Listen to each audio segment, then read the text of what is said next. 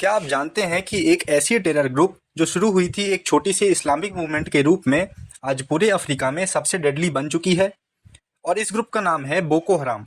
दोस्तों, इस वीडियो में हम समझेंगे बोको हराम का ओरिजिन, नाइजीरिया का करंट क्राइसिस और इस ग्रुप का ग्लोबल इम्पैक्ट।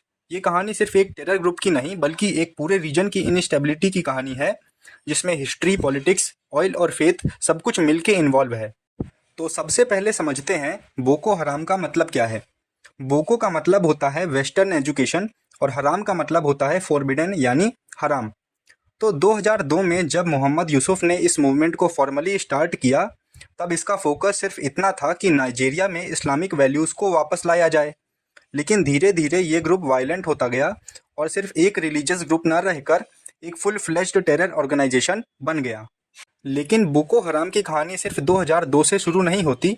इसकी रूट्स जाती हैं 1967 के बियाफ्रन सिविल वॉर तक, जब नाइजीरिया का एक रीजन बियाफ्रा अलग होना चाहता था। उस वॉर में लगभग 20 लाख लोग मारे गए और जब गवर्नमेंट ने उस अपराइजिंग को वेस्टर्न पावर्स और ऑयल कंपनीज के सपोर्ट से कुचल दिया, तब से नदर्न नाइजीरिया में रिसेंटमेंट बढ़ने लगा। इसी बैकग्राउंड में बोको हराम ने अपने कदम जमाए। बोको हराम सिर्फ नाइजीरिया तक सीमित नहीं है, ये एक ट्रांसनेशनल थ्रेट बन चुका है। नाइजीरिया के अलावा ये नाइगर, चाड और कैमरून में भी अटैक्स करता है।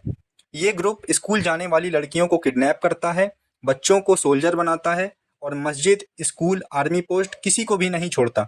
आपको याद होगा 2014 में उन्होंने चिबोक से 276 स्कूल गर्ल्स को किडनैप किया था, पूरी दुनिया को हिलाकर रख दिया था। अब बात करते हैं नाइजीरिया की, जिसे जायंट ऑफ अफ्रीका कहा जाता है। ये देश अफ्रीका का मोस्ट पॉपुलस स्टेट है और नेचुरल रिसोर्सेज से भरा हुआ है, स्पेशली ऑयल एंड गैस। लेकिन आयरनी देखिए, इतनी वेल्थ होने के बावजूद ये देश पावर्टी, अनएम्प्लॉयमेंट और करप्शन से जूझ रहा है। गवर्नमेंट ने बोको हराम को काउंटर करने के लिए कई बार आर्मी भेजी, अमेंस्टी प्रोग्राम चलाए, लेकिन अब तक कोई परमानेंट सोल्यूशन नहीं मिला। अब आप सोच रहे होंगे हमें इससे क्या लेना देना, तो सुनो, बोको हराम का कनेक्शन आईएसआईएस और अल कायदा जैसे ग्लोबल टेरर ग्रुप से है। जब एक रीजन अनस्टेबल होता है तो वहां से माइग्रेशन बढ़ता है, इकोनॉमी गिरती है और फॉरेन कंपनीज का ट्रस्ट टूट जाता है।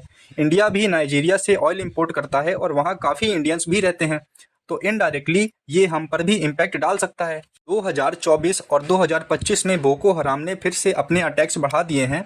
विलेजेस पे अटैक्स, रोड एम्ब्यूशेस, बॉम्ब ब्लास्ट, सब कुछ वापस से इंटेंस हो गया है।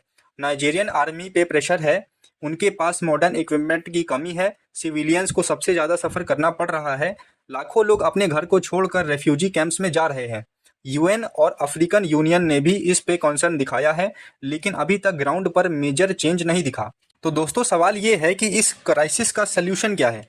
सिर्फ मिलिट्री एक्शन से देखिए काम नहीं चलेगा, हमें ज़रूरत है रीजनल कोऑपरेशन की, जहां नाइजीरिया, चैड, नाइगर और कैमरून मिलकर इंटेलिजेंस शेयर करें। साथ ही यूथ को एजुकेशन और जॉब्स मिले, जिससे वो रेडिकल आइडियोलॉजी से दूर रहें।